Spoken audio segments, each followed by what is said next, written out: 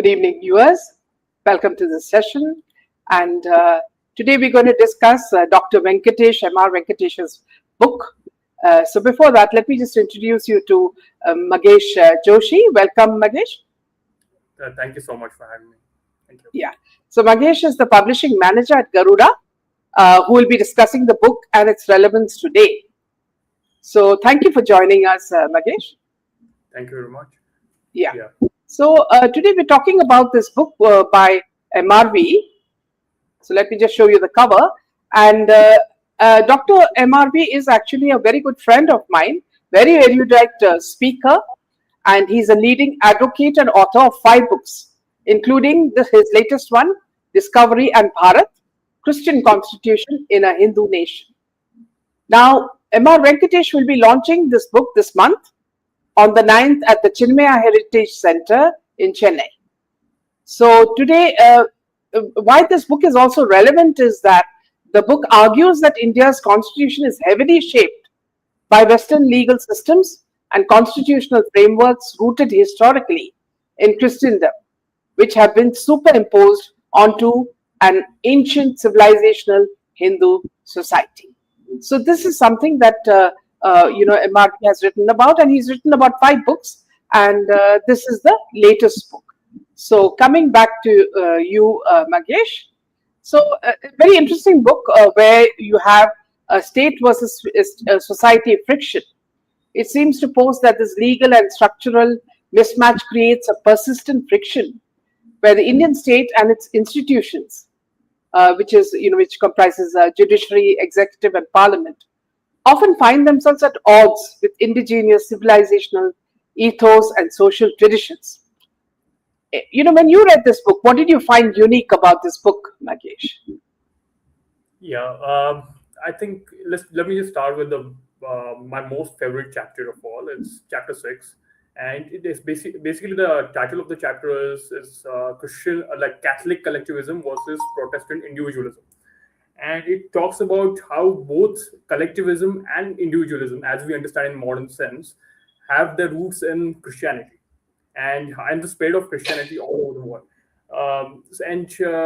The doctrine of discovery and how it applies to India, and of course, then tracing its roots all the way back to Magna Carta, for instance, and how the modern legal system in India has its roots in Magna Carta. I mean, something that I'd never I've read a lot of books. I'm a history buff. I read a lot, but that concept I had never come across before. So that's very unique to this book, and the amount of research that has gone into it.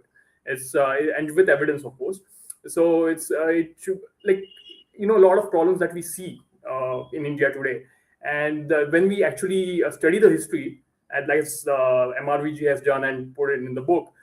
We kind of relate understand as to why these problems we are facing right now, and what are the roots. And it's not as if they've popped out of thin air. There are certain base to it, and that is what this book talks about. Basically, the fundamental question that the book asks is how Indian is the Indian Constitution, and that's a good question to ask. So the book raises a lot of questions. And it kind of leaves it to the reader to decide which way should we take it forward, like how the debate should move forward.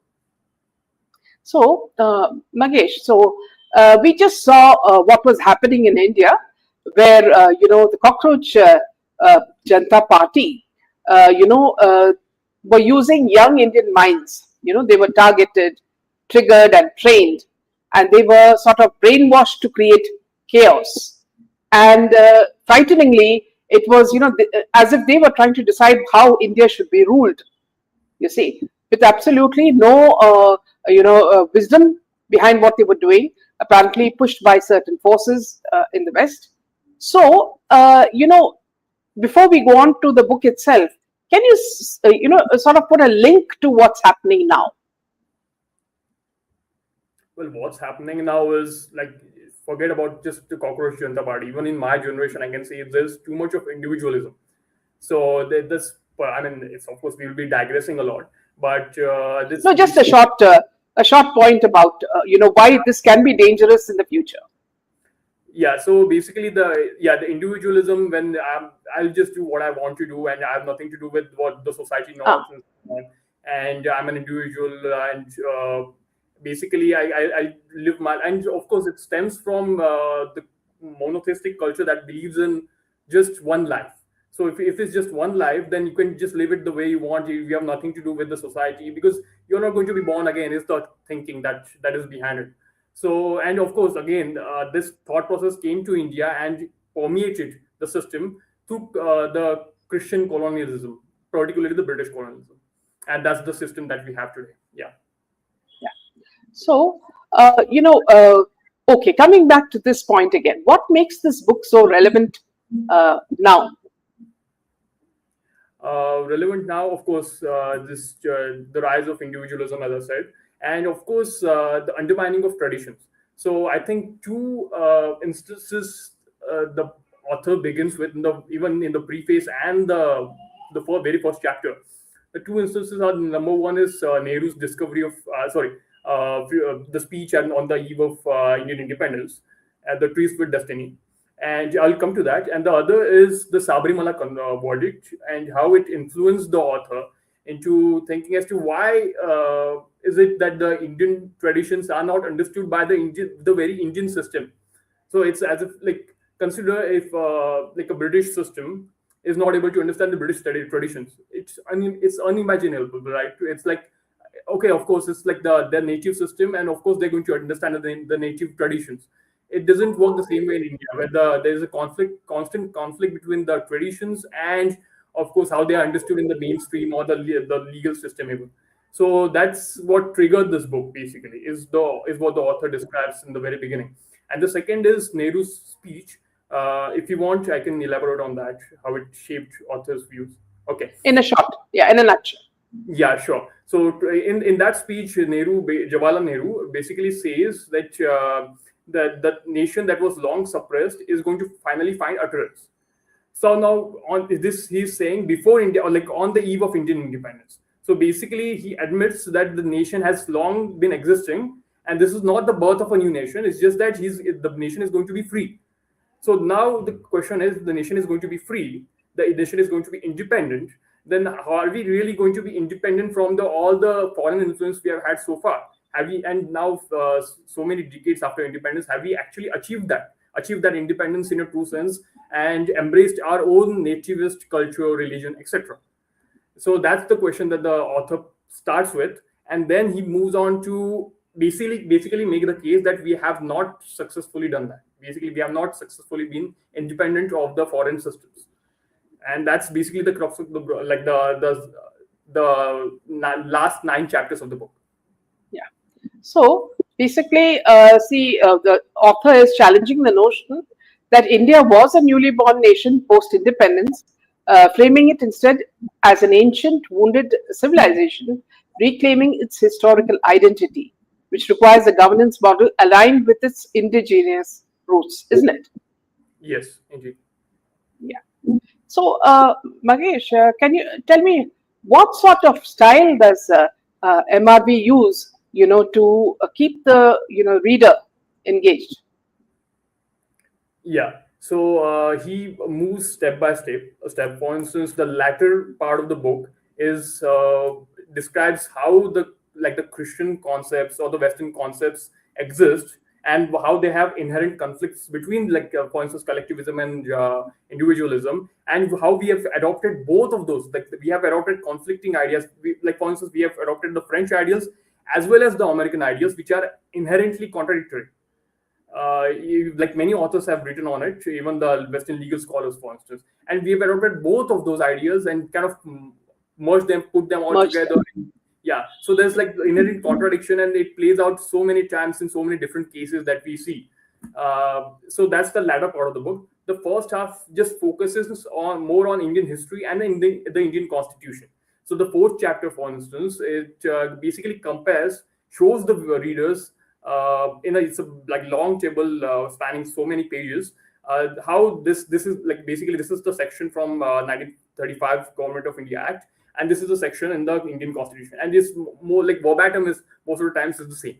So it's basically a copy paste work from Yeah. mostly Government of India Act, but of course many other foreign sources as well. Yeah. So Lena here is saying that good evening.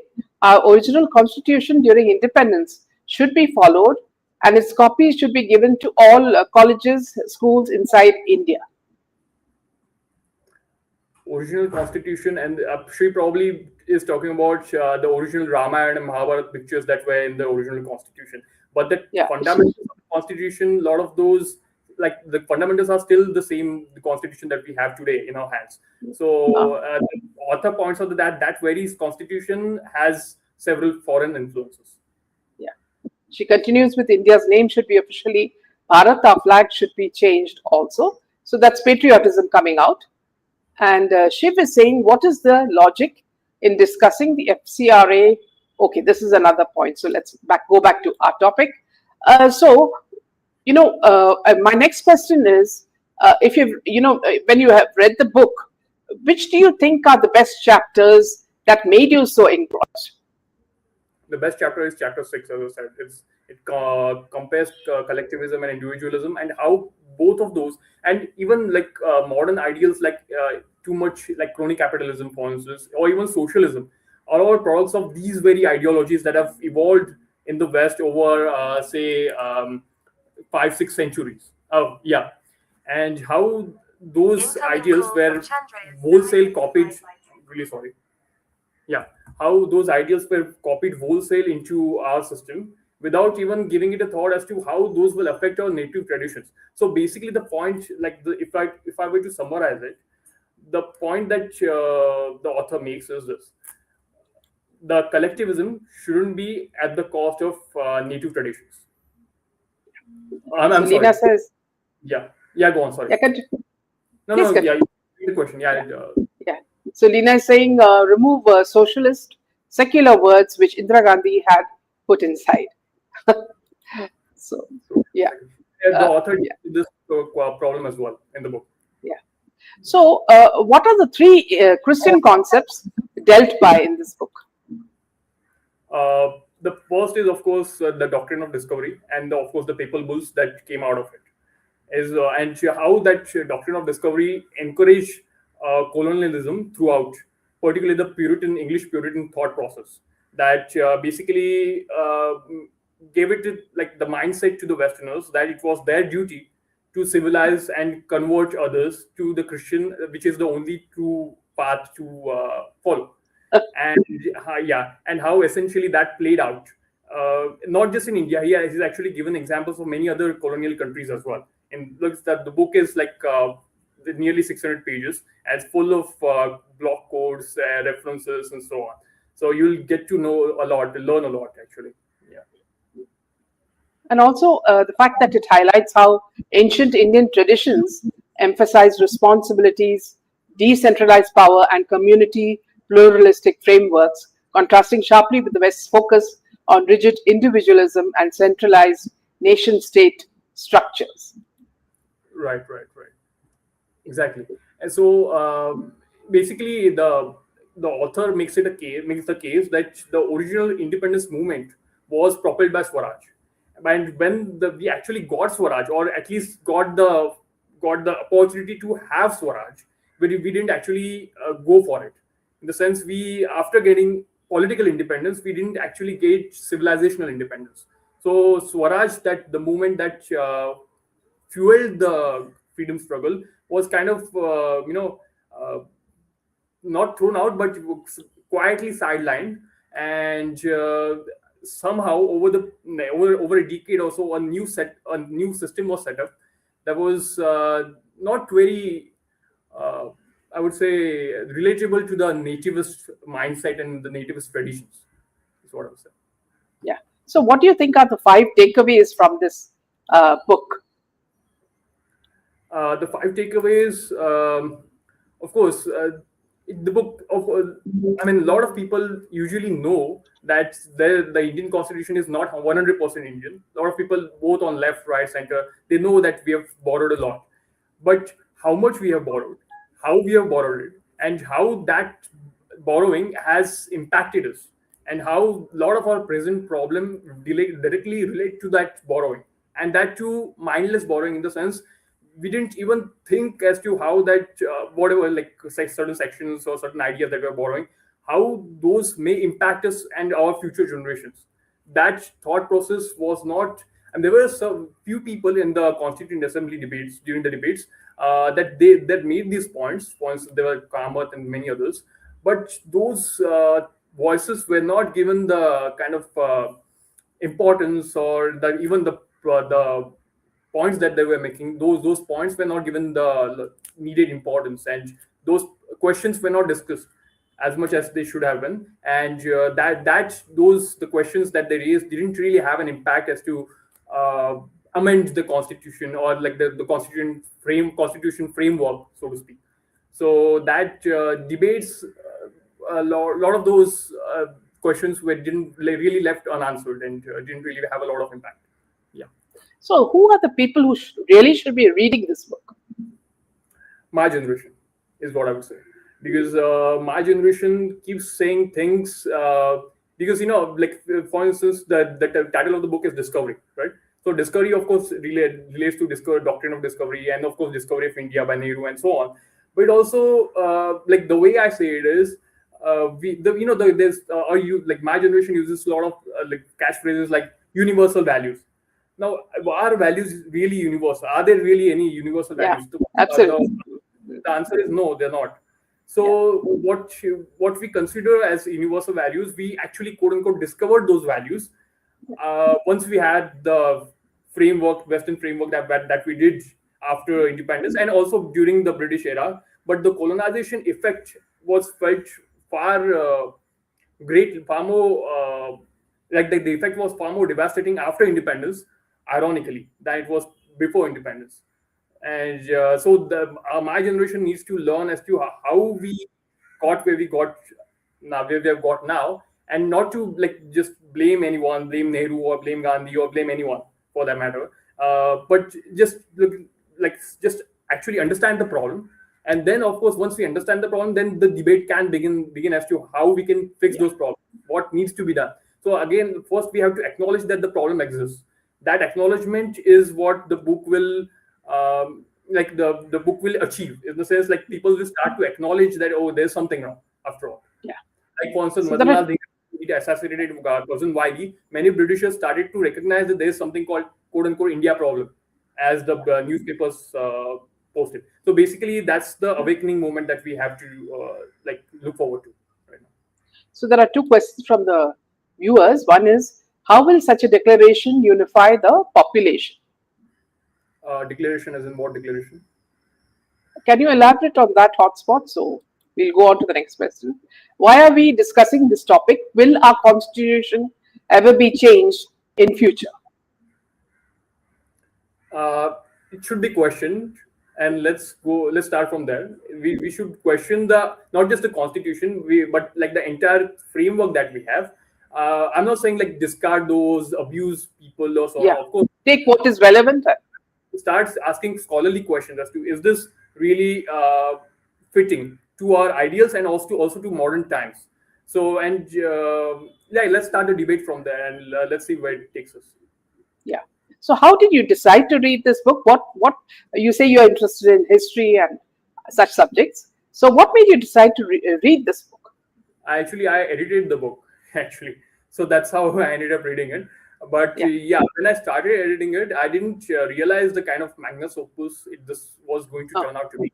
And we, of course, like with this, the entire process took 1 year of editing. So there was a lot of back and forth. There was a lot of discussion, and the book that we have right now is, of course, all credit to MRVG, and like magnificent work. I'm really glad that a work of that stature is finally, because even the sources that he has quoted, even those sources are worthy of reading. For instance, a lot of American sources, a lot of even British sources that he has quoted, those like even newer research papers that are coming out in the West. Unfortunately, our legal scholars hardly do that kind of research, or even the questioning, like the many Westerners, not the left-leaning Westerners I'm talking about, but actual genuine scholars are questioning and tracing the history of their own legal systems. And we have borrowed that legal system, but we are not willing to question it. So it's very strange actually. Yeah. So, having known Dr. MRB for quite a long time, because he used to come as a panelist on our channel, I've always seen the lucid way in which he discusses topics. He's very clear about the topics we discuss, and he does his own research. So I can only understand what you're saying. Now, Mangesh, can you tell me what is the message to the Gen Z, from this book? The message to Gen Z is to be rooted. There's like there are sections of various chapters that tell you how why family relations or community relations are like required or are necessary, and how the modern systems actually systematically broke those relations. Whether it's your relation with your community or like your immediate family relations. And of course the effect we can clearly see in the tier one cities. Like even you don't know how many people live in your own society, you don't know your neighbors, you don't know your family members, in fact a lot of cases. And of course divorces and single parenthood and all those problems also. So I think our generation, I'm not a Gen Z, of course, a few years earlier I was born thankfully, I think. But yeah, so but I think our generation, the younger generation, I think can start a conversation that will probably in a decade or so, over a decade or so, over a decade of churn, discussion, debate, and so on, can take this debate to a logical conclusion. We'll say, okay, this is what we got wrong in the past, and this is what we're going to get right in the future. So that demarcation, that transformation has to happen. And it's not going to be overnight. It's going to take a lot of, as I said, scholarly debates. Yeah. In fact, see, a lot of the influences like, Netflix and so many other influences have actually contributed to this, because the West has brought so many influences, whether it is, social media, or whether it's, over the top, OTPs and other such things, where they have tried to influence, not only influence, but also tried to shape the way the Gen Z thinks. So that has actually, in a sense, torn the social fabric of India. So what you said is so true, and very well said. So, Magesh, then in which case do we say that there has to be a call for re-examination, as in an impassioned plea to rethink, debate, and revisit the foundational architecture of India's constitutional and public order to better reflect a democratic future which is true to Bharat? Yes. So the book doesn't really offer. I mean, it's not a folly of the book. It's that the book is meant that way, that it doesn't really offer a lot of solutions. This is not a solution manual. This is a questioning manual. In the sense, it tells you how to question the system that we have inherited. What are the flaws in that system, and how those flaws are not like some clerical error here and there. That those flaws have a huge history, and that huge history has an active impact on us today. And if we continue on that path, then there are a lot of problems that are going to happen in all, of course, in our individual like family and also lifestyle, and also at the country at large. So that we are heading towards a crisis, I would say. That's my personal opinion. If we don't actually figure out a way to make certain amends, is what I would say, both in Yeah, personal lives and of course the national life as a whole. yeah. Yeah. So my next question should actually be answered by MRV himself. So will the book be available on Amazon, or where do you think it will be available? The book is already available on Amazon. Yeah. Amazon. Okay. Yeah. And how much is it priced at, Magesh? I'm not sure. It's Uh, probably it's yeah. You can check it out on Amazon. I'm not sure yeah. about the exact. Okay. Okay. So for viewers who are interested in this book, kindly check it out in Amazon, because I know personally, I know MRV and the way he writes and the brilliant person that he is. So thank you so much, Magesh, for this lovely I'll just, chat and I'll just clarifying all the doubts. Yeah, I'll just close with this. The central point of the book is that the decentralization, he criticizes both centralization and decentralization. And he makes the point that the centralization not shouldn't be at the cost of national unity. And decentralization shouldn't be at the cost of national unity, and centralization shouldn't be at the cost of diversity of traditions. Like, for instance, the tradition in Sabarimala is different from certain other temple tradition. Yeah. So that balance has to be maintained. So that's the crux of the book, is what I would say. Thank you so much. Thank you Good very much. night. Jai Hind. Jai Hind. Thank you.